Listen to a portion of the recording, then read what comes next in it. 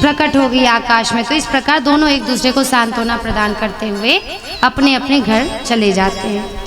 अब यहाँ पर कंस को चूंकि योग माया ने कह दिया था कि तुम्हारे पूर्व जन्म का शत्रु तुम्हें इस जन्म में भी मारने के लिए प्रकट हो गया, इसलिए हे कंस अब तुम व्यर्थ किसी बच्चे को मत मार। फिर भी देखिए उसकी दुर्बुद्धि। एक पूतना नाम की राक्षसी होती है और उसका यही काम होता है बच्चों को मारना। बच्चों को मारना ही उसका कार्य होता है। वो कैसे मारती है बच्चों को? तो पहले बहुत सुंदर वेश बना के वो घर घर जाती है और सुंदर वेश बना के बच्चों को अपना स्तनपान करवाती है। उस स्तन में वो कालकूट नामक विष मिलाकर रखती है। जैसे ही बच्चे पीते हैं तो उसका निधन हो जाता है, वो मर जाते हैं। तो यहाँ पर एक दिन क्या हुआ कि वह पूतना आकाश मार्ग से चल रही थी। सखे चर्ये कदोपेत्य पूतना नंद गोकुलम योषित्वा माययात्मानं प्राविशत कामचारिणी। कि वह पूतना आकाश मार्ग से चल सकती थी और अपनी इच्छा के अनुसार कोई भी रूप बना लेती थी। एक दिन नंद बाबा के गोकुल के पास आकर उसने माया से अपने को एक सुंदरी युवती बना लिया। इतना सुंदर बना लिया, इतना सुंदर बना लिया कि लगा कि साक्षात मानो कि श्री लक्ष्मी जी कोई देवी ही स्वर्ग से प्रकट हुई हो, आकाश मार्ग से आई हो। तो जब वह ऐसा रूप बनाकर जाती है तो यशोदा मैया और आदि अन्य स्त्रियां भगवान को पालने में झुला रही हैं। तो उनको देख के सबको लगता है कि जरूर ये कोई देवी है। तो ऐसा माना जाता है कि जब बच्चा उत्पन्न हो, संतान उत्पन्न हो तो सुभागिनी स्त्रियों से उनको आशीर्वाद दिलवाना चाहिए, जिससे कि बच्चे की आयु लंबी होती है। ऐसा ही जानकर यशोदा मैया उससे कहती हैं कि आप भी मेरे लल्ला को आशीर्वाद दो। तो यहाँ पर वो आशीर्वाद देती है। आशीर्वाद दे के क्या कहती है कि अजन्मा भगवान तेरे पैरों की रक्षा करे, मणिमान घुटनों की, यज्ञ पुरुष जांघों की, अच्युत कमर की, हयग्रीव पेट की, केशव हृदय की। इस प्रकार ये सारे रक्षा के सारे वो श्लोक कहती है। एक दिन फिर क्या होता है वहीं पर, जब यशोदा मैया इत्यादि सब अपने अपने कार्यों में लग जाती है तो पूतना समय देखकर भगवान को तुरंत उठाकर आकाश मार्ग में ले जाती है और अपना स्तनपान करवाती है। अब वो तो क्या कालों के भी काल हैं भगवान। तो आज पूतना का उद्धार होना लिखा था, इसलिए जब वो आकाश मार्ग में भगवान को पुनः स्तनपान करवाती है तो भगवान उसके स्तन को, उसके विष को भी पी रहे हैं और उसके धीरे धीरे धीरे दूध को पीते पीते उसके खून को पीने लगे। और जैसे उसके खून को पीने लगे तो वो कह रहा है कि पूत ना, पूत मतलब होता है हे बेटे ना, अब बस करो मत पियो। लेकिन वो कह रहे पूत ना, फिर भी वो कह रहे कि नहीं तुम्हारा तो मैं उद्धार करूँगा, इसलिए पूत हाँ।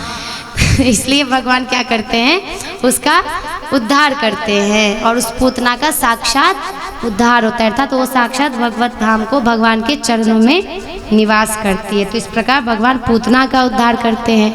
और जब पूतना, क्योंकि वो युवती के बहुत सुंदर युवती के स्वरूप में उपस्थित थी, इसलिए जब उसका प्राण छूटने लगा तो वो अपने असली स्वरूप में आ गई, अर्थात विकृत रूप में, राक्षसी स्वरूप में आ गई। इतना भयंकर उसने रूप लिया, इतना भयंकर कि सारे वृक्षों को इत्यादियों को गिराते हुए उस धराम से धरती पर गिर पड़ी और भगवान उसके शरीर पर ऐसे छाती पर खेल रहे हैं। और यशोदा मैया हे प्रभु ये इतनी बड़ी राक्षसनी थी और मुझे पता नहीं चला, और डर के मारे भगवान को उठा लेते हैं और भगवान भी हंस रहे हैं और सबको कैसे पता कि इन्होंने इसको मारा है। तो फिर उनका सारा नज़र उतारती हैं यशोदा मैया। फिर इसके बाद कंस जो है वो सकट भंजन और तृणावर्त का यहाँ उद्धार करते हैं। तो जब भगवान वहाँ जाते हैं, पालने में खेल रहे होते हैं, तो एक छकड़ा होता है जिस पे ले जाते हैं इत्यादि। तो वो जो दैत्य है वो आके क्या करते हैं, भगवान को एक अदृश्य रूप में आके उठा कर ले जाना चाहते हैं, लेकिन एक छकड़े से एक उंगली मारते वो एकदम सीधे आकाश मार्ग से उड़कर उसके प्राण पखेरु उड़ जाते। तो यहाँ पर देखिए जितने भी राक्षस हुए हैं उन सब का उद्धार हुआ। ऐसा नहीं जैसे हम किसी की हत्या करें तो हमारे हाथों से मरने पर व्यक्ति का उद्धार नहीं होगा, क्योंकि हम साधारण मनुष्य हैं, हम विकारों से भरे पड़े। लेकिन जब भगवान किसी को मारते भी हैं तो फिर उसका उद्धार वैसे ही होता है जैसे एक भक्त का होता है। ये है भगवान की दयालुता, उनकी करुणा है।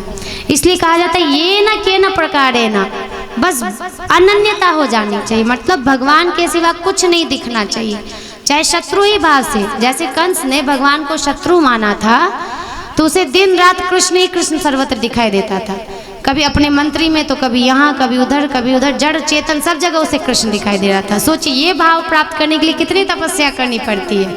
और उस कंस को चूँकि कृष्ण उससे मार ना दे इस भय से, और कृष्ण उसका शत्रु है ये ध्यान रखने से, क्योंकि देखिए जीवन का एक बिल्कुल मूल है, हम अपने भी जीवन में इसको अनुभव कर सकते हैं कि हमें दो ही व्यक्ति याद रहते हैं, जो हमें अत्यंत प्रिय हो या जिससे हम अत्यंत वैर रखते हो, है कि नहीं। कोई हमारा अत्यंत शत्रु हो वो हमेशा हमें ध्यान रहता है, कहते अरे हम उसको भूलना चाहते फिर भी नहीं भूल पा रहे, क्या करें, क्यों, क्योंकि हमने उसको अपने मस्तिष्क में बिठा लिया है कि ये मेरा शत्रु है और ये मेरा नुकसान करेगा, इससे पहले मैं इसका नुकसान कर दूँ या कहीं ये मेरा नुकसान ना कर दे। ये दोनों भय, तो भय और द्वेष के कारण वो शत्रु हमेशा हमें ध्यान रहता है। इसी प्रकार जिससे हम अत्यंत प्रेम करते हैं, जैसे माता अपने बच्चे को, पत्नी पति एक दूसरे को, तो उनकी भी याद हमेशा बनी रहती है, उसमें भी भय रहता है कि कहीं ये मेरे से दूर ना चला जाए, ये मेरे ही पास रहे, मेरे ही साथ उठे बैठे खाए पिए। तो तात्पर्य कि जीवन में जो राग है और जो द्वेष है वो हमें संसार से हटा के यदि हम भगवान में लगा देते हैं, द्वेषी करना है द्वेष करिए, भगवान से करिए। जैसे शिशुपाल ने किया तो भी उसका उद्धार हुआ, कंस ने किया तो कंस का उद्धार हुआ, क्योंकि द्वेष और राग ही एकमात्र ऐसे हैं जो किसी के चिंतन को हमेशा हमारे मस्तिष्क में रखते हैं। कोई द्वेष कर रहे तो शत्रु का चिंतन मस्तिष्क में है, राग कर रहे तो मित्र का चिंतन, मतलब अपने सुहृद का चिंतन है। इसलिए कहा जाता है कि जो भी हमारे विकार है उस विकार को बस एक दिशा प्रदान करनी है। काम क्रोध मद लोभ अहंकार ये सब हमारे शत्रु है माना, लेकिन अगर इसी शत्रु को हम अपना मित्र बना लें, कैसे, इस शत्रु को हम भगवान के तरफ, कामना किसकी करें, भगवान की करें। क्रोध गुस्सा आए जीवन में, कुछ पूरा ना हो तो डांटिए उनको, क्या दिक्कत है, हमारा अधिकार है, क्यों नहीं कर रहे हो। तात्पर्य हर हमेशा वो हमारे इर्द गिर्द घूमते रहें, हमारे मस्तिष्क में उनका स्मरण बना रहे। काम क्रोध लोभ अहंकार करें, इस बात का नहीं कि मैं इतना बड़ा बलवान, अहंकार करें कि मैं भगवान का दास, ये भी तो एक अहंकार है कि मैं भगवान का संबंधी हो गया हूँ, इस नाते अहंकार करें। मोह करे तो उन्हीं से मोह करे कि हे प्रभु मैं आपको भूलूं नहीं, आप मुझे कभी छोड़े नहीं। इस प्रकार जो भी विकार है वो निराकार हो जाता है, वो विकार निराकार हो जाता है जब हम उस विकार को भगवान में लगा देते हैं। इसलिए यहाँ हमें भागवत जी से यही संदेश मिल रहा है, चाहे वो पूतना हो, तृणावर्त हो, कोई भी हो, शिशुपाल हो, कंस हो, सबका उद्धार केवल और केवल एकमात्र भगवान में अनन्य बुद्धि से हुआ, अनन्य चिंतन से हुआ। तो इसी प्रकार धीरे धीरे हमारे श्री कृष्ण लल्ला बड़े हो रहे हैं, और इतने बड़े हो रहे तो उनकी चंचलता भी बड़ी हो रही है। और माता यशोदा प्रातः समय भगवान कृष्ण की उन्हें दूध पीने से तृप्ति ही नहीं हो रही थी, पिए जा रहे थे, जननी का भी वात्सल्य से दूध उमड़ ही रहा था, वो दूध पिए जा रहे थे और जननी उनको पिलाई जा रही थी। लेकिन अचानक उनके मन में ये शंका उत्पन्न हुई कहीं अधिक पीने से अपच ना हो जाए। कहा जाता है ना बच्चा अगर दूध पीना भी चाहे तो उसको ज़्यादा पी ले तो हटा देना चाहिए, अपच हो जाता है। ऐसा सोच के वो आशंका करने लगी, क्योंकि जहाँ प्रेम होता है वहाँ अनिष्ट की आशंका होती ही है। तो श्री कृष्ण जैसे ही समझ गए कि मैया के मन में आ रहा है कि अब इसको दूध छुड़ा लेना चाहिए, तो उन्होंने अपना बड़ा सा मुख ऐसे खोल दिया, और जैसे उन्होंने खोला तो उसमें अपने विश्व रूप को दिखाया। सब उसमें सारा संपूर्ण ब्रह्मांड निहित है। मानो भगवान ने ये दिखाना चाहा कि अरे मैया तेरा दूध मैं अकेले थोड़ी पीता हूँ, मेरे मुख में बैठकर ये संपूर्ण विश्व मानो दुग्धपान कर रहा है, तो मुझे तृप्ति हो ही नहीं सकती है, मैं साधारण बालक हूँ। तो ये देखकर माता यशोदा घबरा गई। फिर उन्हें लगा कि ये मेरी नियति है, लगता है मेरी मति बिगड़ी हुई है कि मुझे कुछ भी दिख रहा है, दिन में ही स्वप्न दिखाई दे रहा है। तो ये देखिए जो भगवान के सच्चे भोले भक्त होते हैं, ये जानते हुए भी अभी बहुत सारी ऐसी लीलाएं आएंगी जब नंद बाबा और यशोदा समझ जाते कि यही साक्षात भगवान है। तो तो भी वो भगवान को, वो सच्चिदानंद भगवान के रूप में प्रेम नहीं करते हैं। माना कि भगवान सबके ही नियंता हैं, सर्वव्यापी हैं, सर्वेश्वर हैं, लेकिन अगर हम उनके साथ संबंध बना लेते हैं, चाहे पुत्र का, चाहे पति का, चाहे भाई का, किसी का भी संबंध बना लेते, तो वो हमें उसी संबंध में हमारा साथ निभाते हैं। अर्थात भगवान में तनिक अहंकार नहीं है कि मैं त्रिलोकीश्वर हूँ, मैं तीनों लोकों पर, तीनों लोक मेरे एक भाव के इशारे पर सूर्य प्रकाश करता है, चंद्रमा शीतलता देता है, पृथ्वी, ये सारे ग्रह अपने अपने नियमानुसार सारे कर्म करते हैं। नहीं, भगवान एक बार भी ये नहीं दिखाते हैं कि मैं इतना बड़ा हूँ और इसलिए तुम मेरी इस प्रकार पूजा करो। बस वो एक ही चीज़ के भूखे हैं, वो क्या है? प्रेम।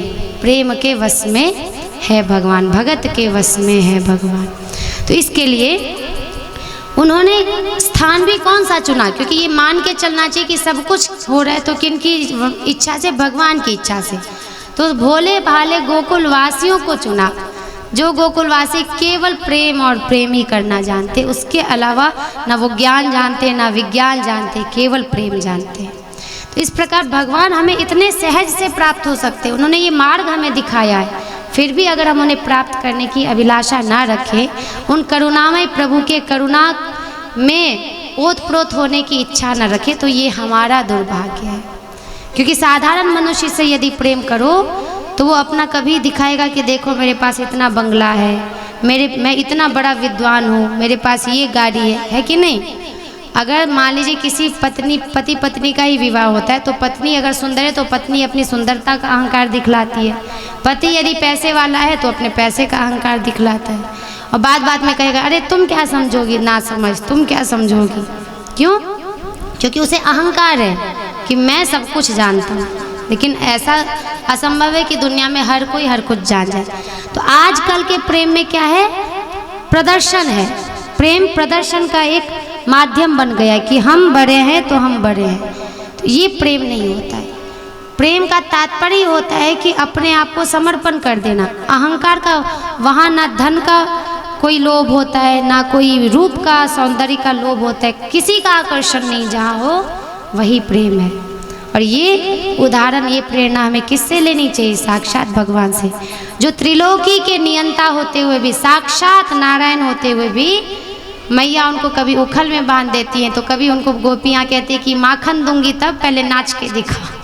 अब वो एक छोटे से माखन के लिए वो नाच रहे हैं गोपियों के सामने, जो संपूर्ण त्रिलोकी को नचा रहे हैं, संपूर्ण ब्रह्मांड को नचाने वाले वो गोपियों के सामने नाच रहे हैं। क्यों? यही बस प्रेम, निरहंकार प्रेम के कारण। तो इस प्रकार इसी क्रम में नाम संस्करण के लिए, क्योंकि बच्चे का नाम संस्कार तो करना ही चाहिए, तो यदुवंशियों के कुल गुरु हैं श्री गर्गाचार्य जी। तो उनके पास जाके नंद बाबा प्रार्थना करते हैं कि मेरे लल्लाओं के भविष्य के बारे में आप कुछ बताएं कि ये कैसे बनेंगे, कैसे होंगे। तो गर्गाचार्य जी कहते हैं, कंसः पापमते सख्यम तव चानक दुंदुभे देवक्या अष्टमो गर्भो न स्त्री भवितुम अर्हति। कि हे नंद जी, मैं सब जगह यदुवंशियों के आचार्य के रूप में प्रसिद्ध हूँ। यदि मैं तुम्हारे पुत्र का संस्कार करूँगा तो लोग समझेंगे कि यह तो देवकी का पुत्र है। और कंस की बुद्धि बहुत बुरी है, वो हमेशा अपने शत्रु को दिन रात करके ढूंढ रहा है। इसलिए अगर संस्कार करने से कहीं उसे ये ना पता चले कि 8वें गर्भ का जो देवकी का पुत्र है ये साक्षात कृष्ण ही है, इसलिए मैं आपके लल्ले का ऐसे सार्वजनिक रूप से संस्कार नहीं कर सकता हूँ। तो नंद बाबा जी ने कहा ठीक है, अलक्षितोस्मिन् रहसि मामकैरपि गोव्रजे कुरु द्विजाति संस्कारम स्वस्ति वाचन पूर्वकम। हे आचार्य जी, तब एक काम कीजिए, आप चुपचाप इस एकांत गौशाला में केवल स्वस्ति वाचन करके हमारे लल्ला का द्विजाति समुचित नामकरण संस्कार कीजिए। औरों की कौन कहे, मैं मेरे सगे संबंधी को भी इस बात का पता नहीं लगने दूंगा, कोई नहीं जान पाएंगे कि आपने इनका नामकरण संस्कार किया है। तो देखिए चयन कहाँ हुआ? गौशाला में हुआ। गौशाला इतना पवित्र स्थल होता है कि सबसे ज़्यादा अपने घर को भी त्याग के उन्होंने किसका चयन किया? चयन करते किसी होटल को। आजकल क्या होता है, विवाह भी किसी होटल को में बुक किया जाता है, होटल सबसे अच्छा है। और उपनयन के लिए कोई जगह ना हो, मुंडन के लिए जगह ना हो, तो वहाँ भी होटल बुक किया जाता है। लेकिन कहा गया है कि कोई भी संस्कार यदि हम करें, अगर हम गौशाला में करते हैं तो वो अनेक पुण्य फलदायी होता है। वो देखिए स्वयं नंद बाबा कह रहे हैं, कहाँ नामकरण संस्कार करिए, गौशाला में करिए। तो इसी प्रकार जब गर्गाचार्य जी नाम संस्कार करते हैं तो वो कहते हैं अयम ही रोहिणी पुत्रो रमयन सोहृदो गुणे आख्यास्यते राम इति बलाधिक्यात् बलम विदु। ये जो रोहिणी के पुत्र हैं इनका नाम होगा रोहिणी, और चूंकि ये अपने सगे संबंधियों को बहुत आनंदित करेंगे, क्योंकि रमु क्रीडायाम धातु है। रमन्ते योगिना चित्तानि येषाम अथवा यत्र सह राम। राम कौन है? जहाँ पर सभी योगी महर्षि जिनके अंदर आनंद का अनुभव करते हैं, इसलिए राम कहे गए। तो बलराम जी का एक नाम राम भी है, क्योंकि वो सबको आनंद प्रदान करते हैं और इनके समान बल की सीमा किसी के पास नहीं, अर्थात ये अनंत बलशाली होंगे, इसलिए इनका नाम एक बल भी है। इसलिए बल मतलब बलशाली और राम मतलब सबको आनंद प्रदान करने वाले, इसलिए इनका नाम क्या हो गया? बलराम। और दूसरा इनका नाम है संकर्षण। जब यादवों में और तुम लोगों में कोई भेदभाव नहीं रखेगा और लोगों में फूट होगा, तो फूट पड़ने पर जो मेल करवाएंगे, संकर्षतीति संकर्षणा, इसलिए सबको मेल जोल करके जो रखेंगे, जिनकी वृत्ति है सबको मिलाकर चलना, वो कौन कहलाएंगे? संकर्षण। तो बलराम जी का एक नाम और क्या है? संकर्षण है। अब आई भगवान की बारी, तो क्या कह रहे? आसन वर्णास्त्रयो ह्यस्य गृह्णतो नो युगम तनु शुक्लो रक्तस्तथा पीत इदानीं कृष्णतां गता। कि यह जो सांवला सांवला है ना, ये तो प्रत्येक युग में शरीर ग्रहण करता है। पिछले युगों में इसने क्रमशः श्वेत, रक्त और पीत ये रंग स्वीकार किया था, अब कि यह कृष्ण अर्थात काला बनकर आया है। हे नंद जी, ये वसुदेव जी के घर भी पैदा हुआ था, इसलिए इस रहस्य को जानने वाले लोग इसे श्रीमान वासुदेव भी कहेंगे। इसके अनेक नाम होंगे। मधु नाम के दैत्य का वध करेंगे, इसलिए इसका नाम माधव होगा। मूर नाम के दैत्य का वध करेंगे तो मुरारी होगा। केशव होगा, ये इंद्रियों, ऋषिकेश इसका नाम होगा, ये इंद्रियों का, सभी इंद्रियों का ईश्वर, ऋषि का नाम ईशा इति ऋषिकेश, इंद्रियों का ये स्वामी होगा, जितेंद्रिय होगा, इसलिए इसका नाम एक ऋषिकेश होगा। और ये सभी के चित्तों को अपनी ओर आकर्षित करेगा, इसलिए इसका नाम क्या होगा? कृष्ण होगा। इसलिए कृष्ण नाम मतलब कर्षति यह सा कृष्णा, जो सबको अपनी तरफ खींच ले। ऐसा एक कथा है कि महाभारत, हाँ तेरी मंद मंद मुस्कानियाँ पे बलिहार सांवरे। तो ये सच में उन भगवान का मुस्कान ऐसा है, उनका स्वरूप का आकर्षण ऐसा है कि स्वतः हम खींच जाते हैं, कि नहीं? तो इस प्रकार यहाँ पर बहुत सुंदर नामकरण संस्कार किया। उन्होंने कहा इसके भविष्य का मैं क्या बताऊँ, ये सभी भूत भविष्य भूत वर्तमान सबका ज्ञाता ये स्वयं है, तो मेरा इतना सामर्थ्य नहीं कि इसके भविष्य का वर्णन मैं करूं। पुनरपि मैं बताता हूं कि अभी जो जो अधर्मी इस पृथ्वी पर हुए हैं उनका ये संहार करेगा। यहाँ तक कि जब इसके कुल में खुद ही इसके संबंधी लोग अधर्मी हो जाएंगे तो ये अपने संबंधियों का भी विनाश करवा देगा। इसलिए भगवान को अमना कहा गया है। क्यों? जो मन से रहित है, जिनके पास तात्पर्य जो किसी भी मोह में नहीं पड़ते। कितना कठिन होता है अपने सगे संबंधियों का विनाश करना, लेकिन बारंबार भगवान इतना ही कहते हैं कि परित्राणाय साधूनां विनाशाय च दुष्कृतम। अगर दुष्ट मेरे घर में भी पैदा होगा तो भी मैं उसे मारूंगा, और यही भगवान की भगवत्ता है। तो चलिए एक भजन सुनते हैं कि भगवान हमें अपने रूप में कैसे मोहित करते हैं, इस भजन के द्वारा जानते हैं। हाँ, जैसे देखिए अभी जगन्नाथ जी हैं, कितने बड़ी बड़ी आंखें इनकी हैं, और लगता है कि इनको प्यार करे दुलार करे। अब इतनी बड़ी आंखें होने पर भी आकर्षित कर रहे हैं हमें। तो ये भगवान है ही आकर्षण के केंद्र। तेरी मंद मंद मुस्कनिया पे, तेरी मंद मंद मुस्कनिया पे बलिहार प्यारे जो, बलिहार प्यारे जो, बलिहार प्यारे जो, बलिहार प्यारे जो। तेरी मंद मंद मुस्कनिया पे, तेरी मंद मंद मुस्कनिया पे बलिहार प्यारे जो, बलिहार प्यारे जो, बलिहार प्यारे जो, बलिहार प्यारे जो।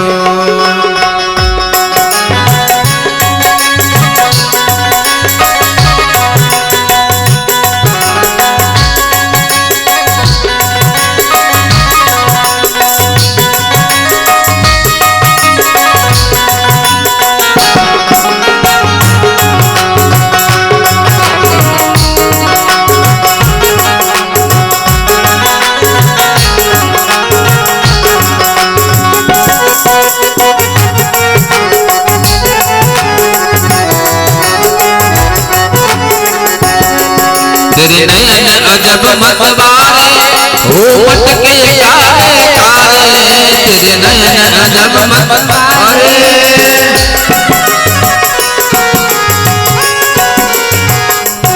तेरे नयन अजब मतवारे हो मटके काले काले, तेरे तिरछे से चितवनिया पे, तेरे तिरछे से चितवनिया पे बलिहार प्यारे जो, बलिहार प्यारे जो, बलिहार प्यारे जो, बलिहार प्यारे जो।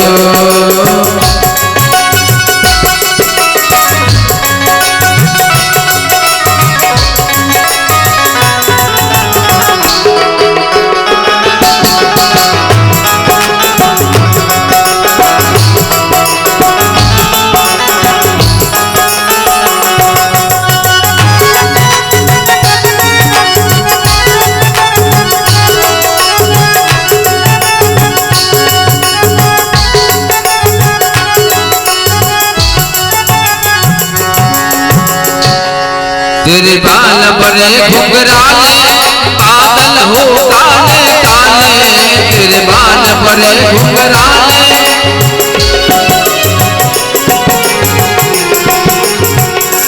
तेरे बाल बड़े घुंघराले बादल हो काले काले, तेरे मोर मुकुट लटकनिया, तेरे मोर मुकुट लटकनिया बलिहार प्यारे जो, बलिहार प्यारे जो।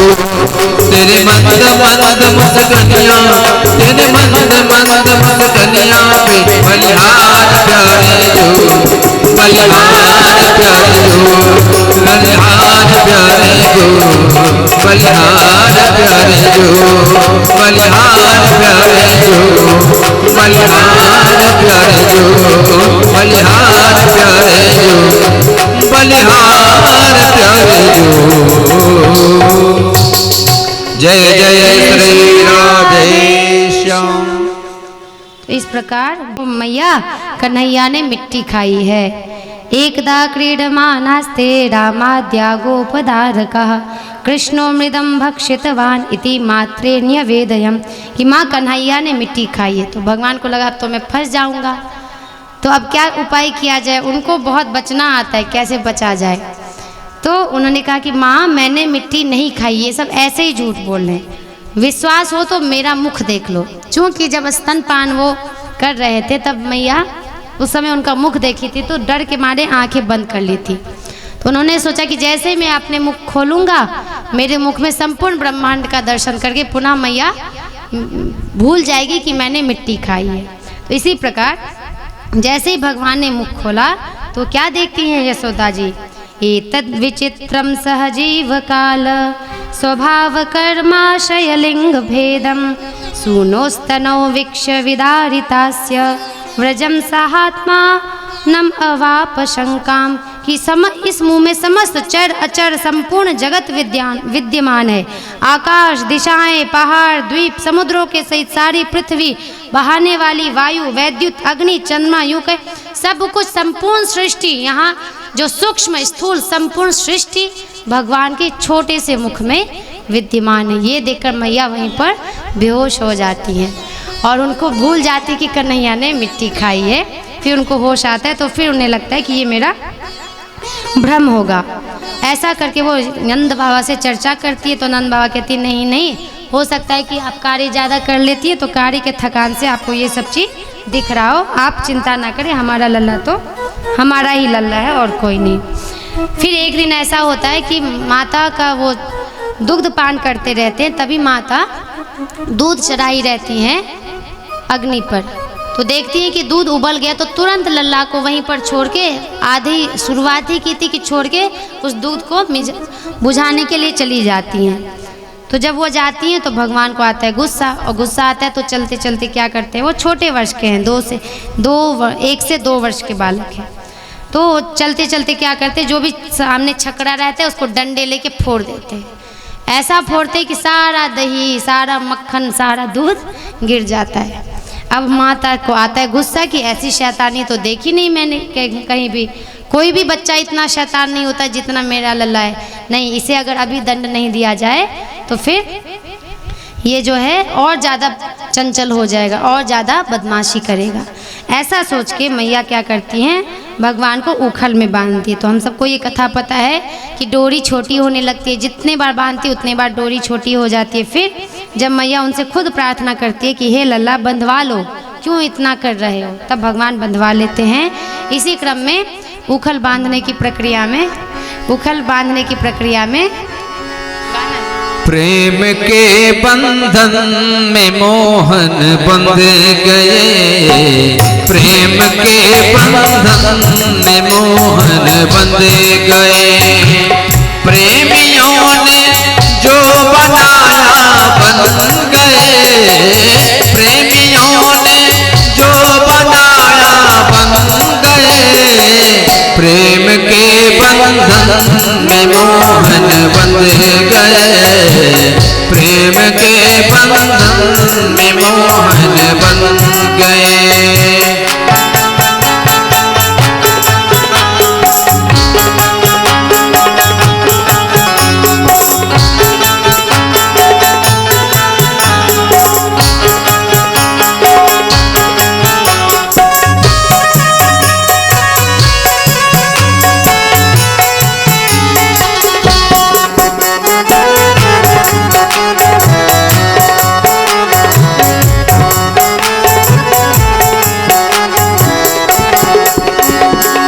जान मीरा की नराना ले सका,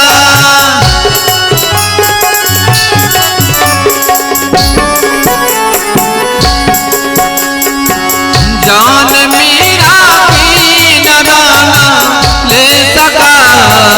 जहर भेजे थे तो अमृत बन गए, जहर भेजे थे तो अमृत बन गए। प्रेमियों ने जो बनाया बन गए, प्रेम के बंधन में मोहन बंध गए, प्रेम के बंधन में मोहन बंध गए, प्रेम के बंधन में मोहन बंध गए। इस प्रकार जब वो बंधन में बंध गए तो हर क्रिया के पीछे भगवान की आगे की लीला छिपी रहती है। तो जब वो बंधे तो वहीं पर मणिग्रीव और नल कुबर नाम का 2 वृक्ष था, यमलार्जुन वृक्ष। ये दोनों कुबेर के पुत्र हुए। तो कुबेर के पुत्र ऊपर से रुद्र के गणों में इनकी गणना थी। तो इनकी कथा ऐसी है कि इनको अहंकार हो गया था कि मैं ही सबसे बड़ी शक्तिशाली, सबसे बड़ा सुंदर हूँ धन, क्योंकि कुबेर, सोचिए कुबेर कौन है, धन के देवता है, और उनके पुत्र तो निश्चित धनी होंगे। और रुद्र के गणों में इनकी गिनती होने लगी, इस कारण से इनको अहंकार हो गया। और अहंकार व्यक्ति को जब होता है तो ये द्योता की है कि अहंकार में व्यक्ति विकारों से, वासनाओं से भर जाता है, अर्थात स्त्री लंपटता में वो भर जाता है। तो फिर कथा ऐसी है कि ये लोग अनेक स्त्रियों के साथ क्रीड़ा करते हुए जल में उपस्थित थे, और जल में ये उपस्थित थे। तो नारद जी वहीं से गुजरे। नारद जी को देखकर स्त्रियां तो लज्जा से, संकोच से अपने अपने स्थान पर चली गई, अर्थात नारद जी को अभिवादन किया। लेकिन ये फिर भी नारद जी का कोई अभिवादन ना करके वैसे ही मदोन्मत्त की भांति, क्योंकि अहंकार जब सर पे चढ़ता है तो नाश मनुष्य का छा जाता है। अहंकार में मनुष्य को ये दिखता ही नहीं कि मेरे से पूजनीय भी कोई है। उसे लगता है कि मैं ही सबसे अधिक पूजनीय, मैं ही अधिक सम्माननीय, मैं ही सबसे बड़ा। तो तो इस कारण से उसे ये अहंकार हो गया दोनों को। तो नारद जी ने कहा कि कुबेर के पुत्र होकर तुम्हें इतना अहंकार शोभा नहीं देता है, तो जाओ तुम दोनों जड़ हो जाओ, अर्थात वृक्ष हो जाओ। तो वृक्ष होने का श्राप देते हैं वो। तो यही यमराज चुन के वृक्ष बनते। तब ये दोनों भगवान नारद के चरणों में प्रार्थना करते हैं। तब वो कहते हैं कि कृष्ण रूप में जब भगवान आएंगे उखल में बंधकर तुम दोनों का उद्धार करेंगे। फिर ऐसे ही होता है कि उखल को दोनों ओर लगा देते हैं और इतने छोटे से भगवान, सोचिए 1 से 2 वर्ष के बालक के अंदर क्या शक्ति होगी, उतना बड़ा वृक्ष, और बस ऐसा करते हैं कि दोनों वृक्ष धड़ाम से गिर जाते हैं और धड़ाम से गिरकर उसमें से 2 दिव्य पुरुष प्रकट होते हैं। फिर नल कुबर और मणिग्रीव के द्वारा भगवान की स्तुति की जाती है और उनको भी मोक्ष धाम प्राप्त होता है, गंधर्व लोग को हो जाते हैं। इधर गोकुल में अनेक उत्पात देखकर गोकुलवासी चिंता करते हैं कि ना जाने गोकुल को किसी की नज़र लग गई है। तो आए दिन लल्ला पे हमेशा उत्पात बना रहते, कभी वृक्ष गिर जाना, कभी पूतना का आना, कभी वो इन सब का उद्धार होना। तो ये सारे राक्षस लगता है गोकुल में ही परेशान करे, तो क्यों ना हम स्थान परिवर्तित कर ले। तो सभी ग्रामवासी और मुखिया जन मिलके स्थान परिवर्तन करने की सोचते। फिर वो गोकुल से वृंदावन जाते हैं, लेकिन उनको तो ये पता नहीं है ना कि ये भगवान ही उद्धार कर रहे हैं, बुला रहे कि आओ मैं तुम्हारा उद्धार करूँगा। इसलिए अब वृंदावन भी जैसे आए तो फिर से असुरों का उत्पात शुरू हुआ। तो वृंदावन में वत्सासुर और बकासुर का उद्धार करते हैं। बक कहते हैं बगुले को, तो बगुला का रूप धारण करके एक असुर आया था। फिर उसके दोनों चोंच को उखाड़ के फेंक देते हैं। वत्सासुर अर्थात गायों के बीच में एक बछड़ा बन के आ गया था और सभी ग्वाल वालों को परेशान करके भगवान को मारना चाह रहा था, तो उसका भी वो उद्धार करते हैं। फिर अघासुर का उद्धार करते हैं। अनेक ऐसे राक्षस हुए हैं जिसका भगवान उद्धार करते रहते हैं। अब यहाँ पर भगवान जब धीरे धीरे बड़े हुए तो उन्हें गौचारण के लिए, क्योंकि वो ग्वाले हैं अभी के लिए, अभी ग्वाले के रूप में है, इसलिए मैया से वो प्रार्थना करते कि मैं अब बड़ा हो गया हूँ तो मुझे भी गौ चराने की अनुमति दीजिए। तो मैया उनको अनुमति देती है। तो वो गौ चराने के लिए जंगल में वन में जाते हैं। तो वहाँ जब वो जाते हैं तो सभी ग्वाल वालों के साथ एक साथ बैठ के भोजन करते हैं, अर्थात कोई एक दूसरे को कौर खिला रहा है, वो भगवान तीसरे को खिला रहा था, सबका जूठन खा रहे हैं। तो यहाँ उन लोगों के लिए निर्देश है जो भगवान के उस भाव को, प्रेम को ना समझ के केवल कर्म कांड में फंसे रहते हैं। अरे जूठन हो गया, ये हो गया, वो हो गया, नहीं। जब हम भगवान के साथ अपना संबंध बना लेते हैं तो जैसे एक मित्र दूसरे मित्र को अपना भी जूठा खिला देता है, वैसे ही ग्वालवाल भगवान को अपना सखा समझ रहे हैं। तो दोनों एक दूसरे को जूठन खिला रहे हैं। ये देखकर ब्रह्मा जी को शंका होती है कि क्या यही कृष्ण साक्षात नारायण है, क्योंकि नारायण की तो षोडशोपचार पंचोपचार विधि से पूजा होती है, तांत्रिक विधि से पूजा होती है। फिर ऐसे नारायण कैसे किसी सामान्य से ग्वाल बालों का भोजन जूठन कर सकते हैं। ऐसा सोचकर ब्रह्मा जी सारे ग्वाल बालों को अपने साथ चुरा कर ले जाते हैं। तो जब ले जाते हैं तो अगर भगवान चाहते हैं तो सारे ग्वाल बालों को ब्रह्मा जी के पास से लाते, लेकिन ब्रह्मा जी के मोह का नाश नहीं होता। इस कारण से भगवान स्वयं ही जितने ग्वाल बालों को वो चुरा कर ले जाते स्वयं उतना रूप धारण कर लेते और किसी गोपियों को पता नहीं चलता है कि मेरे बेटों का अपहरण हो गया है। तो ऐसे बहुत दिनों तक ये चलता है। तब ब्रह्मा जी को ये अपने भूल का एहसास होता है और फिर वो भगवान को सारे समस्त ग्वाल बालों को लौटा के उनके चरणों में क्षमा प्रार्थना करते हैं, उनकी स्तुति गायन करते हैं। इसके बाद धेनुक नाम का एक असुर होता है, उसका उद्धार करते हैं। फिर ग्वाल बालों को काली नाग के विष से बचाते हैं। काली नाग जो है वो गरुड़ जी के डर से यमुना जी के जल में छिपा हुआ था और वो इतना विषैला कि यमुना जी का जल विषाक्त हो गया था।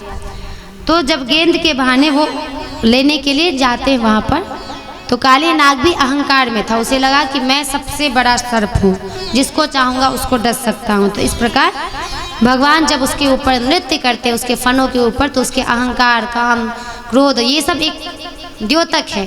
काम, क्रोध, मद, लोभ, मोह, अहंकार, ये सब एक सर्प की भांति है जो हमेशा हमारे मन को विषाक्त करते रहते, हमारे मन को विषैला करते रहते। लेकिन जब हम भगवान की शरणागति में चले जाते, अर्थात जब भगवान को कहते हैं हे प्रभु आप हमारे सर पे अपना चरण रख दीजिए, तो निश्चित ही ये काम, क्रोध, मद, लोभ, मोह इनका नाश हो जाता है। इनका विष हमारे शरीर से, हमारे मन से चला जाता है। यही एक प्रेरणा है इस कहानी से कि काली पर कृपा करते हैं।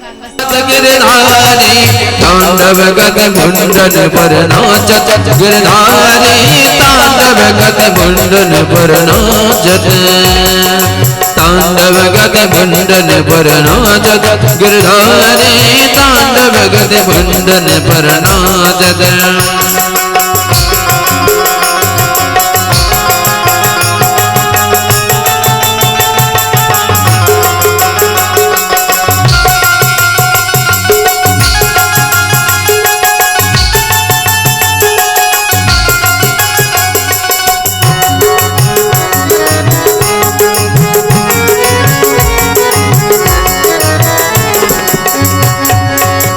पम पम पग पटकत पम पम पम पम पम पग पटकत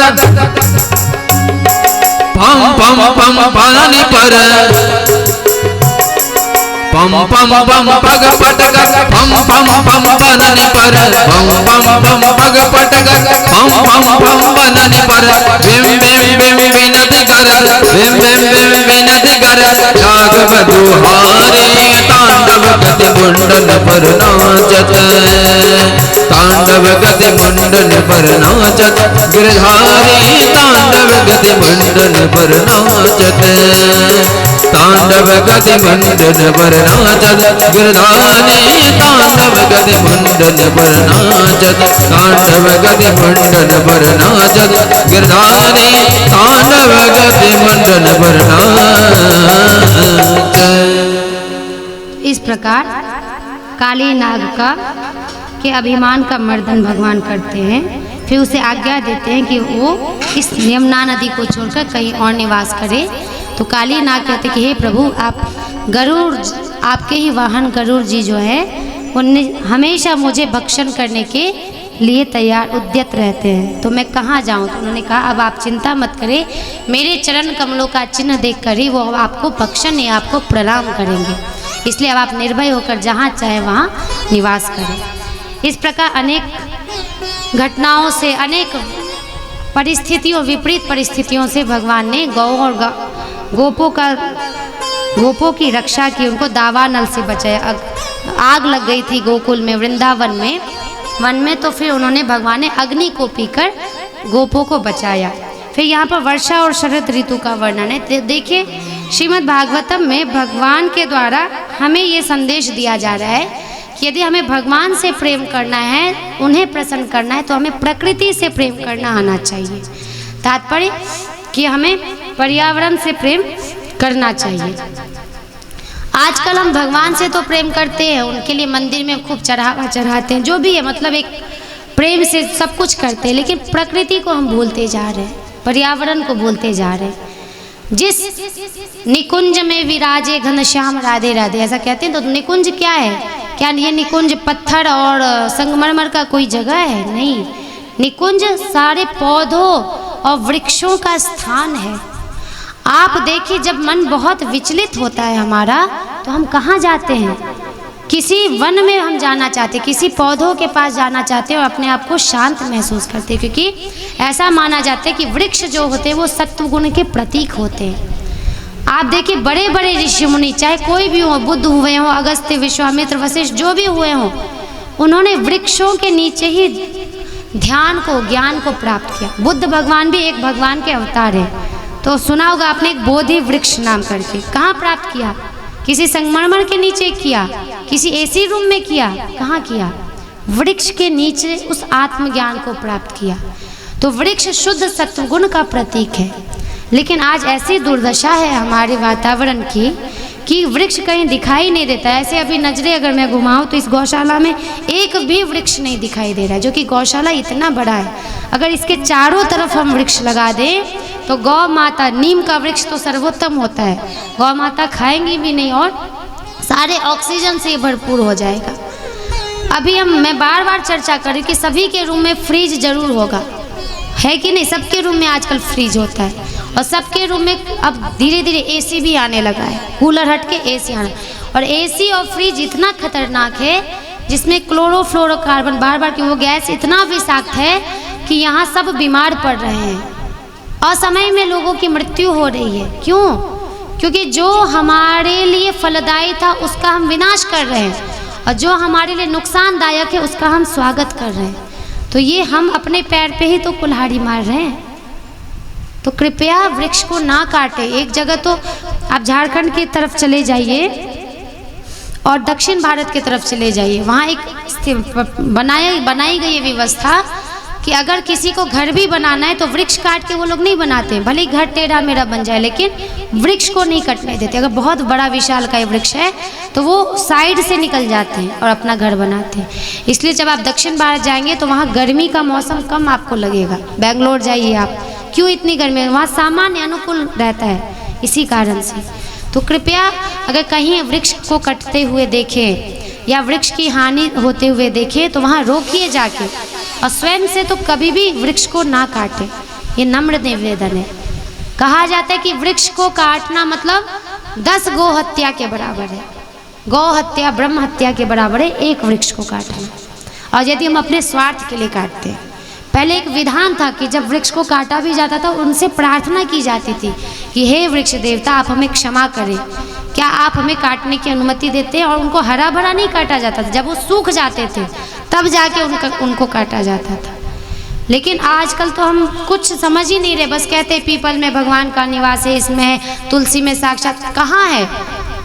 कहाँ है तुलसी का वृक्ष? कहीं भी नहीं है। अपने घर में भी लगाते हैं तो क्या, आजकल मनी प्लांट लगाते हैं कि मनी आएगा, वो आए या ना आए उससे मतलब नहीं, लेकिन मनी प्लांट लगाते हैं, नहीं तुलसी नहीं लगाते।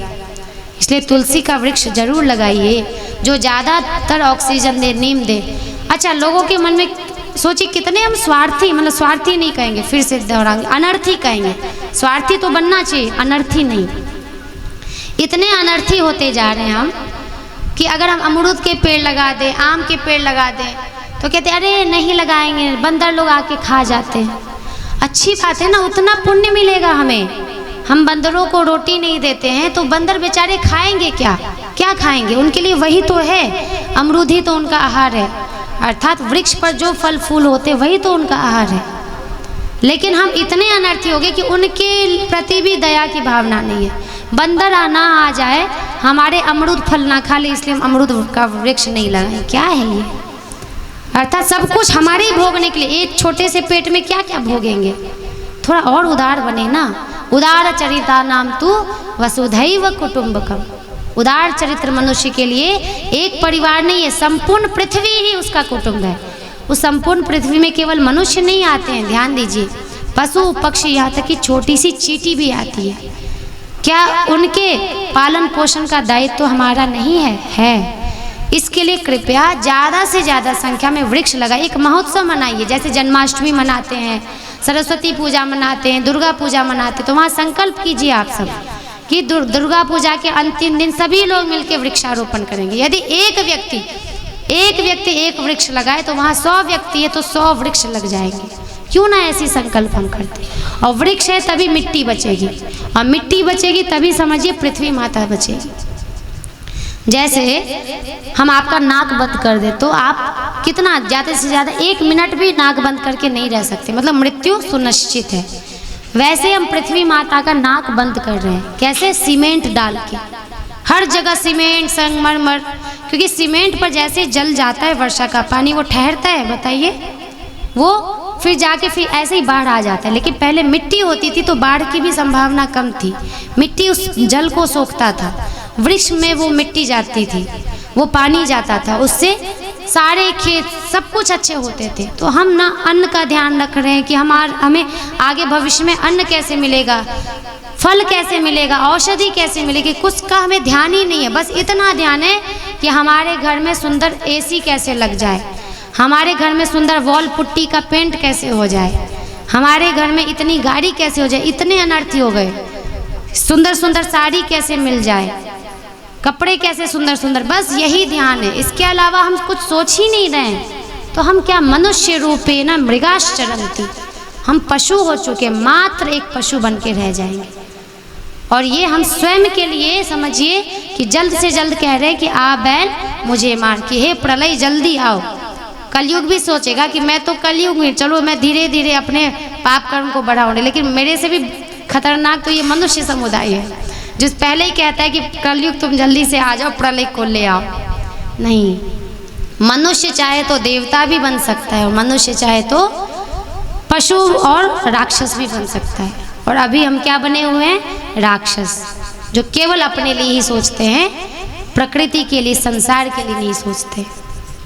तो यहाँ पर भगवान इस भागवत में शरद ऋतु और वर्षा ऋतु का बहुत सुंदर से वर्णन है। और भगवान जो है वो बंशी बजाने में निपुण है, तो उनके वेणु गीत को सुनकर गोपियाँ आकर्षित होती हैं और आकर्षित होके आपस में बातचीत करती है। क्या? अक्षन्वतां फलमिदं न परं विदामः सख्यः पशूननु विवेश यतोर्वयस्य हि वक्त्रं व्रजेश सुतयोरनुवेणुजुष्टं यैर्वा निपीतमनुरक्तकटाक्षमोक्षम्। कि हे सखी, हमने तो आँखों वाले जीवन की और उनकी आँखों की बस यही सफलता समझी है कि जब श्याम सुंदर श्री कृष्ण अपने बलराम ग्वाल बालों के साथ गायों को हाँकने वन में ले जाते हैं और अपने अधरों पर मुरली बजाते हैं, उस समय का जो दृश्य जो मनुष्य ने दर्शन कर लिया, वही मनुष्य जीवन की सार्थकता है। इस प्रकार आपस में चर्चा करती हुई वो भगवान के लिए प्रार्थना करती है कि भगवान ही एकमात्र मेरे पति हो। तो कात्यायनी देवी का व्रत करती हैं, उनसे प्रार्थना करती हैं, कात्यायनी महामाये महायोगी न्यधीश्वरी नंद गोपसुतम देवी पति में कुरुते नमः इति मंत्रम जपन्त्यस्ता पूजाम चक्रु कुमारी का। कि भगवान को एकमात्र पति मानकर ये करती है और भगवान उनकी मनोकामना को समझते हैं। तो यहाँ गोपियों का चीरहरण होता है। फिर यज्ञ पत्नियों पर कृपा करने के लिए एक दिन ग्वाल बालों को बहुत जोर की भूख लगती है। वो कन्हैया से कहते हैं हमें भूख लगी है, क्या करें? तो कहते हैं यहाँ पास में ही एक यज्ञ करने वाले ब्राह्मण है, उनके पास जाके भोजन मांगो, कहो कि कृष्ण ने भोजन मांगा है। लेकिन वो जो यज्ञ रूपी जो ब्राह्मण कर रहे थे यज्ञ, वो समझ के कि अरे यज्ञ का हविष्य हम कैसे दे दे कृष्ण को, ये साधारण ग्वाल बालों को, उन्होंने उनकी बात ना सुनी। तो यज्ञ पत्नियों ने जैसे ही सुना, वो दौड़ते दौड़ते भगवान को गई और छिपकर अपने पत्नियों से, किसी के पति ने रोका उनके पास जाने तक, तो वहीं पे वो अपना प्राण त्याग दी। और जो किसी यज्ञ पत्नियों ने जबरदस्ती जाकर भगवान को भोजन करवाया और उनकी स्तुति प्रार्थना की साक्षात ब्रह्म के रूप में। फिर यहाँ पर ऐसी चर्चा आई है कि गोकुलवासी इंद्र का यज्ञ करते हैं, वर्षा ऋतु अच्छे से हो, तो भगवान यहाँ पर उनका निषेध करते हैं। भगवान कहते हैं कि पिताजी, आप लोगों के सामने यह कौन सा बड़ा भारी काम, कौन सा उत्सव आ पहुँचा है, इसका फल क्या है? तो बाबा कहते हैं कि ये इंद्र देवता को प्रसन्न करने के लिए हम हर वर्ष इंद्र का यज्ञ करते हैं, जिससे कि वो अच्छी वर्षा करे। तो भगवान कहते हैं कि हे पिताजी, कर्मणा जायते जंतु कर्मणैव विलीयते सुखम दुखम भयम क्षेमम कर्मणैव अभिपद्यते। अर्थात प्राणी अपने कर्म के अनुसार ही पैदा होता है और कर्म से ही मर जाता है। कर्म के अनुसार ही उसे सुख दुख भय और मंगल के निमित्तों की प्राप्ति होती है। यदि आपको पूजा करनी है तो इस इंद्र की क्या आवश्यकता है? आपको यदि पूजा करनी है तो उनकी करिए जो साक्षात रूप से प्रकट देवता हैं। तो वो प्रकट देवता कौन है? तो यहाँ भगवान कह रहे कि साक्षात गोवर्धन है। गोवर्धन नामक एक पर्वत है जहाँ पर अनेक वृक्ष हैं, जहाँ पर गाय विचरण करने के लिए जिस पर्वत पर जाती है, तो कहते हैं कि उसकी आप पूजा करिए, गौ की पूजा कीजिए, गिरिराज की पूजा करिए। तो यहाँ पर उन्होंने कहा गौ, ब्राह्मण और गिरिराज, इन तीनों की पूजा करने से हे पिताजी आपको सब मनोवांछित फल प्राप्त होंगे, किसी देवता विशेष की पूजा करने की आवश्यकता नहीं है। तो देखिए यहाँ भगवान स्वयं निषेध कर रहे हैं, बारंबार साक्षात श्री कृष्ण के मुख से बोला जा रहा है कि गौ की पूजा करें। और किसकी करें? प्रकृति की पूजा करें। गिरिराज क्या है? साक्षात औषधि के देवता है, वनस्पतियों के अधिष्ठाता है। ऐसे गिरिराज की पूजा करें, क्योंकि इसी से हमारा वृक्षों से और गौवों से और ब्राह्मणों से ये जीवन सुरक्षित है। ब्राह्मण कौन? जो उचित शिक्षा दे। मैंने पहले ब्राह्मण का वर्णन कर दिया है, तो कृपया ब्राह्मण वो नहीं है जो कुल से है, ब्राह्मण कर्म से होता है, जो 3 समय संध्या वंदन करते हैं, जो दूसरों को शिक्षा प्रदान करते हैं, जो हमेशा ब्रह्म में रमन करते हैं, जिनका चित्त हमेशा भगवान में लगा रहता है, वही ब्राह्मण है। अन्यथा अगर केवल कुल से है तो उसको ब्राह्मण नहीं कहा जाएगा, वो पूजनीय नहीं होते हैं। तो ऐसे ब्राह्मण की पूजा करने के लिए भगवान कह रहे हैं गौवों की और गिरिराज की। तो सबको ये बात उचित लगती है, तो उचित लगते हुए सब भगवान की बात को मानते हुए गिरिराज की पूजा करते हैं, गौ की पूजा करते हैं। तो इंद्र को आता है गुस्सा कि अरे इतने वर्षों से ये गोकुलवासी वृंदावनवासी मेरी पूजा कर रहे थे और अभी सामान्य पर्वत की पूजा कर रहे हैं, गौ की पूजा कर रहे हैं, इनको मैं मजा चखाऊंगा। फिर क्या करते हैं, इंद्र इतना बारिश देते, इतना बारिश देते हैं, पूरा मूसलाधार वर्षा, तूफान, आंधी, सब कुछ सर्वत्र, जैसे कि ऐसे विकट परिस्थिति आती है कि अब किसी का बचना तय नहीं होता है। सारी गायें भीगने लगती है, सारे यदुकुल वासी भीगने लगते हैं। तो जाके वो श्री कृष्ण से प्रार्थना करते हैं। तो भगवान कहते हैं कि आप लोग चिंता मत करिए, आप लोग आइए मेरी सहायता करिए। जिस गिरिराज जी की हमने पूजा की है उन गिरिराज जी की ही शरण में हम जाए। तो भगवान उनसे प्रार्थना करके एक उंगली पर क्या करते हैं, गिरिराज जी को धारण करते हैं। और यहाँ देखिए ग्वाल बालों की भोलापन, वो समझते कि कान्हा एक उंगली से करके तो थक गया होगा, तो सारे अपने अपने डंडे लगा लेते हैं, अपने अपने डंडे लगा के कि मैं कान्हा की मदद कर रहा हूँ। और एक उंगली पे 7 दिनों तक भगवान गिरिराज, तो तब इंद्र 7 दिनों तक मूसलाधार वर्षा करते हैं। फिर भी अब इंद्र थक जाते हैं वर्षा करते करते, तो उन्हें समझ में आ जाता है कि नहीं, यहाँ पर मुझसे बहुत बड़ी भूल हुई है। और जब तब जाके वो भगवान के चरणों में क्षमा याचना करते हैं। और क्षमा याचना करते हुए तो देखिए गौ माता स्वयं आशीर्वाद देती। हाँ, उनको लगा मेरी सहपाठी कोई मुझे बुला रही है। तो यहाँ पर ऐसे ही गौकुल का वातावरण गौ के रंभाने से प्रसन्नचित्त हो जाता है, जैसे अभी हम सब प्रसन्नचित्त हैं। तो फिर इस प्रकार नंद पापा से गोपो कृष्ण के विषय में बातचीत होता है कि अरे हमारे यहाँ जो ये लल्ला है ना कृष्ण, ये साधारण मनुष्य नहीं है, ये तो साक्षात भगवान नारायण है। ऐसा मुझे गर्गाचार्य जी ने पहले ही संकेत कर दिया था। ऐसा करते करते हुए सब श्री कृष्ण की महिमा गाते हैं। फिर उसके बाद एक दिन अचानक वरुण लोक से नंद जी को वरुण के पार्षद उनको पकड़ के ले जाते हैं। क्यों? क्योंकि इसी बहाने भगवान आएंगे अपने पिताजी श्री को छुड़ाने और हमें भगवान का दर्शन होगा। तो वरुण जी उनका दर्शन करने के लिए नंद बाबा को पकड़ लेते हैं। फिर भगवान जाते हैं वरुण लोक में और अपने पिताजी को छुड़ाते हैं, वरुण देव को दर्शन देके उनको कृतार्थ करते हैं।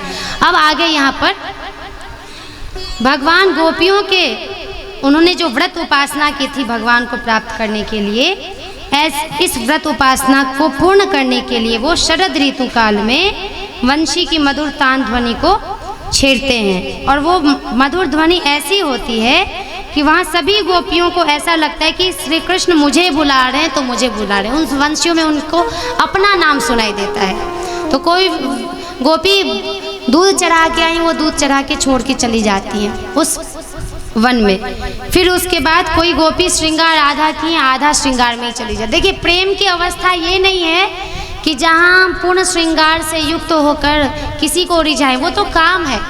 प्रेम ऐसा है जो अपने शरीर को भी नहीं दिखता है। तो यदि कोई किसी को ये भ्रांति है कि कृष्ण और गोपियों का एक साधारण मनुष्य और स्त्री वाला प्रेम था, कृपया ये भ्रांति ना रखिए, महान अपराध है।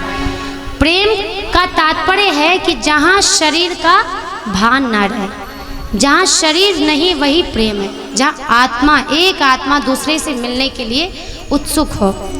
तो इसलिए ना वो अपने साड़ी को देख रही है, ना अपने श्रृंगार को देख रही है, वो जिस अवस्था में है वैसे ही दौड़ी जा रही। किसी के कुटुंबियों ने रोक दिया तो वहीं पर वो अपने प्राण को त्याग रही है। तो ये है प्रेम की उत्कट पराकाष्ठा, यही है शुद्ध प्रेम। तो इस प्रकार जब भगवान बुलाते हैं गोपियों को वंशी ध्वनि से, तो वंशी ध्वनि सुनकर जो गोपियाँ जिस अवस्था में थी वैसे ही चली गई। तब भगवान कहती हैं कि तावारिमानः पतिभिः पितृभिः भ्रातृबन्धुभिः गोविन्दापहृतात्मानो न न्यवर्तन्त मोहिताः। अर्थात जिन्होंने उनके उसमें विघ्न डाला उन सबको त्याग कर गोपियाँ चली गई।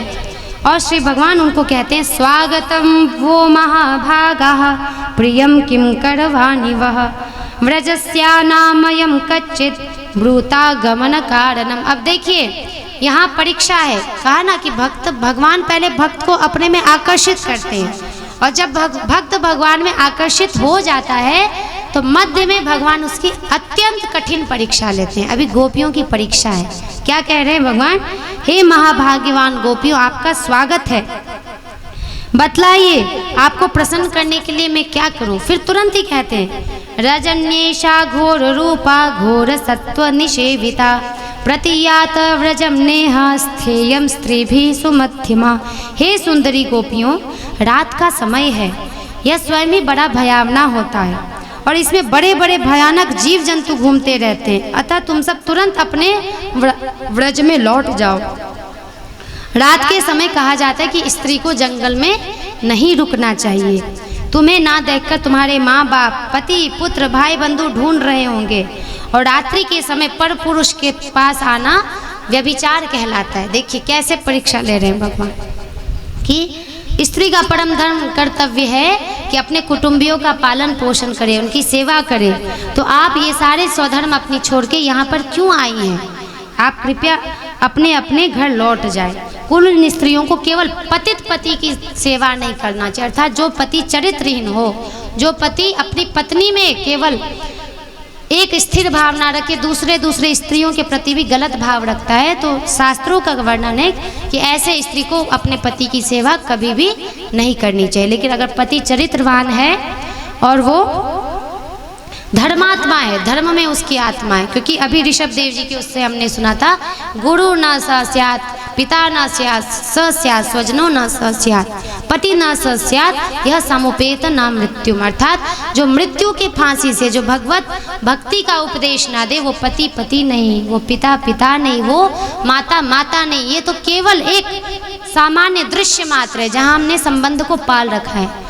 तो ये तो कुत्ते बिल्लियों में भी ये संबंध होता है, कुत्तों का भी तो एक परिवार होता है ना, बिल्लियों का भी एक परिवार होता है, पशुओं का भी एक परिवार होता है, पक्षियों का भी होता है, हथिनियों का, हाथियों का एक परिवार होता है। तो क्या है, बस यही निभाने के लिए हम आए हैं? नहीं, मनुष्य जन्म इसके लिए नहीं मिला है। इसलिए कहा जाता है कि उसी संबंध को हम टिकने दें जो हमें भगवान की ओर ले जाए। लेकिन जो भगवान की ओर से हमें हटाए, उस संबंध को तत्क्षण त्याग देना चाहिए। भले समाज हमें बुरा बोले, समाज अपमान करे, अरे देखो ये अपने संबंधी का ऐसे त्याग कर दिया, नहीं। तो वही गोपियाँ यहाँ पर भगवान को कह रही हैं कि हे मधुसूदन, ऐसे अनेक अनेक प्रकार के भगवान ने कर्मकांड का उपदेश दिया। तब गोपी कहती हैं, मैवं विभोर्हति भवान गदितुं नृशंसं संत्यज सर्व विषयांस्तव पादमूलम् भक्ता भजस्व दुरवग्रह मात्यजास्मान् देवो यथादि पुरुषो भजते मुमुक्षुन्। कि हे श्री कृष्ण, आप घट घट के व्यापी हैं, हमारे हृदय की आप बात जानते हैं। तुम्हें इस प्रकार निष्ठुरता भरे वचन नहीं कहने चाहिए। हम सब कुछ छोड़कर केवल आपके चरणों में प्रीति रखने के लिए यहाँ आई हैं। इसमें संदेह नहीं कि आप स्वतंत्र हैं, आपको कोई नहीं बांध सकता है, और हमारा आप पर कोई वश नहीं है, चूँकि हम खुद ही आपके वश में हैं। फिर भी हे नारायण, आदि पुरुष भगवान नारायण कृपा करके अपने मुमुक्षु भक्तों से प्रेम करते हैं, जो मुक्ति की अभिलाषा रखते हैं। तो यहाँ देखिए, गोपियों का तनिक भी ये भाव नहीं था कि एक सामान्य पुरुष के जैसे शरीर में आकर्षण, वो भगवान को साक्षात परमेश्वर समझ रही थी, और उनके किसकी आकांक्षा थी? चरण की आकांक्षा थी। अच्छा, चरण में आकांक्षा से तात्पर्य है कि वहाँ प्रेम की पवित्रता की पराकाष्ठा है। चरण कब पकड़ा जाता है? जब हम किसी के प्रति श्रद्धा से युक्त होते हैं, समर्पण भाव से युक्त होते हैं। जहाँ काम होता है वहाँ चरण नहीं पकड़ा जाता। तो यहाँ कह रहे, हे प्यारे श्याम सुंदर, आप सभी धर्मों के रहस्य को जानते हैं। आपका ये कहना सर्वथा उचित है कि पति, पुत्र, भाई, बंधुओं की सेवा करना चाहिए, किंतु इस उपदेश के अनुसार हम आपकी ही सेवा कर रहे हैं। अर्थात पति भी आप ही हैं, पुत्र भी आप ही हैं, बंधु भी आप ही हैं, अर्थात सभी के परम लक्ष्य तो आप ही हैं, साक्षात भगवान है आप ही समस्त शरीरधारियों में निवास करते हैं, आप ही सबके आत्मा हैं, परम प्रियतम है। इसलिए आत्मज्ञान में महापुरुष केवल और केवल आपकी उपासना करते हैं, क्योंकि आप नित्य सबके प्रिय हैं। तो अनित्य एवं दुखद पति पुत्र आदि से मेरा क्या प्रयोजन है? जिसके लिए आप कह रहे हैं कि लौट जाओ, वो तो अनित्य है, एक दिन उसका शरीर नष्ट, वो पति मर जाने वाला है, वो पुत्र, वो कुटुंबी, वो पुत्री सब मर जाने वाले हैं। तो ऐसे की सेवा करके मेरा क्या प्रयोजन सिद्ध होगा? लेकिन यदि मैं एक जगह आपकी उपासना कर लूँ, इससे समस्त सृष्टि की उपासना हो जाती है, सेवा हो जाती है। इसलिए मधुसूदन अब हमें और ना तरसाइए, हमें अपने चरण शरण में, चरण कमलों में